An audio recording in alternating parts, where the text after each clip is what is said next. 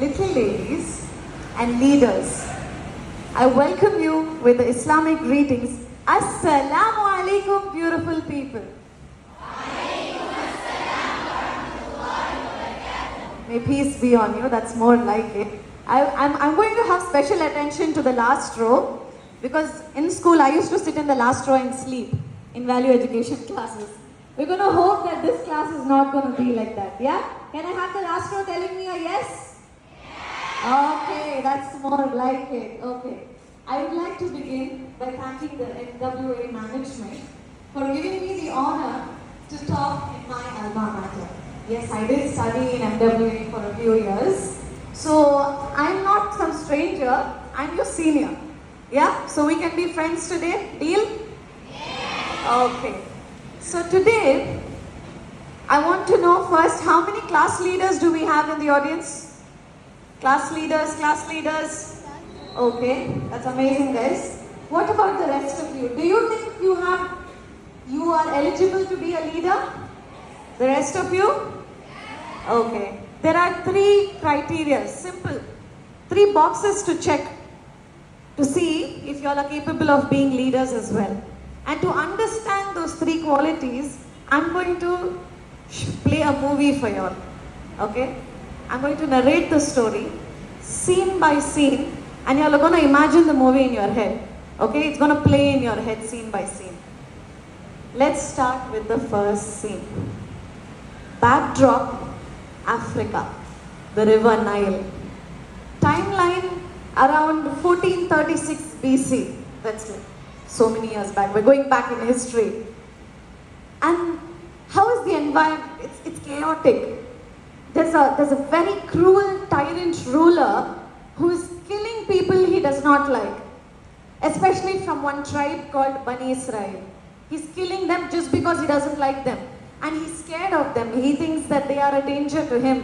So he's killing babies. He's killing baby boys. So it's a very dark, cruel time. Camera zooms in to one hut. Inside the hut, there is a woman, there is a little girl, and there is a baby boy. And all 3 of them are scared. Because the soldiers are outside, the cruel ruler soldiers are outside, and they're waiting to kill babies. So if they hear babies cry in any of the huts, they immediately go inside and kill them. So now the mother is scared and the baby starts crying. How is she going to stop the baby from crying? She gets a revelation. Simpler terms, she gets an idea. Okay, maybe if I feed the baby, if I give him milk, he will stop crying. They won't be able to hear his voice outside. So she does that. So the baby stops crying. The soldiers, it's like the soldiers are about to enter the hut, but then they don't hear anything, so they leave. After some time, the mother is scared now. She's fed the baby. What if he starts crying again? It's a baby. She gets another idea. This one's going to shock all of you. Okay, because when I read it, it shocked me. She gets an idea to keep her baby boy inside a basket. And you know the river Nile that I told you about? She keeps the basket in the river and lets it flow. I'm going to pause the scene over here so that all of us can react. When we watch a thrilling or a scary scene, there's a reaction that we do, right? That is exactly what reaction I had. Did she just keep her own baby in the river? How is the baby going to survive? And how is the baby going to come back to his mother? Who's going to protect the baby? For sure the baby is dying, right? Next scene. I'll continue the scene. The mother, you know there's a little girl. Who else is inside the hut? Mother. The mother and the little girl, the sister. The mother tells this little girl, go follow your brother and protect him. Scene end.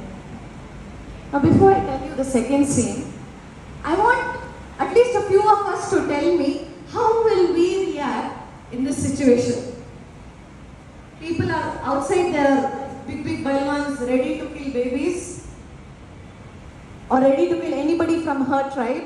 And her mother is telling, you go protect your brother, who is in the river. The basket is just flowing away. I will for sure get scared, run away from home, go hide out in somebody else's house. Right? Scene 2. The girl's following the basket.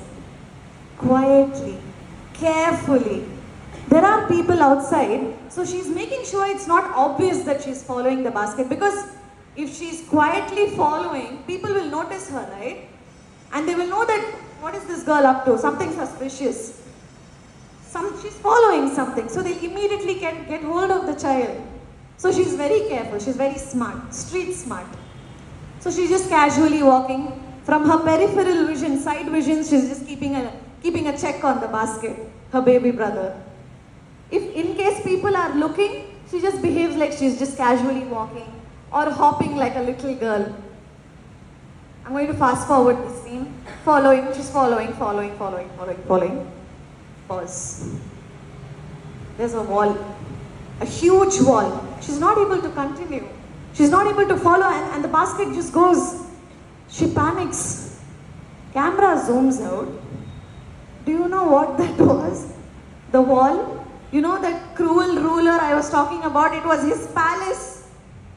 The basket flows into his palace. The cruel rulers.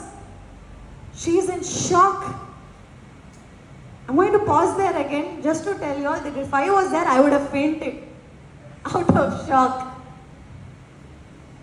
The baby would have died, right? The cruel ruler would have obviously seen that the child is from that tribe that he does not like, and he would have killed the baby, right? What do you think would have happened? And you think the girl waited? She would have left, because obviously the child would have died.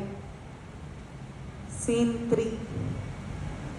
The girl's waiting outside the palace, and she sees people coming out of the palace in a hurry, and all of them are in tension. They're looking out for somebody. They're trying to search for someone. She thinks this is the opportunity. Okay, let me go find out what is up. Let's see if my brother is still alive. Let's ask them casually.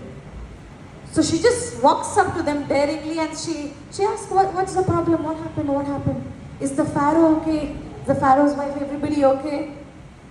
They tell that, no, the pharaoh is in the lookout for somebody. There's a baby in the palace. We need help.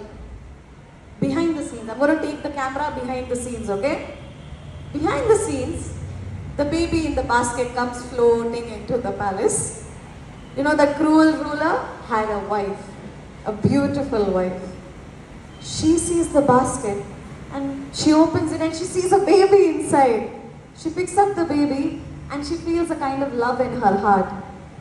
So she goes to her husband and she says, please, let's adopt the baby now. It's so cute.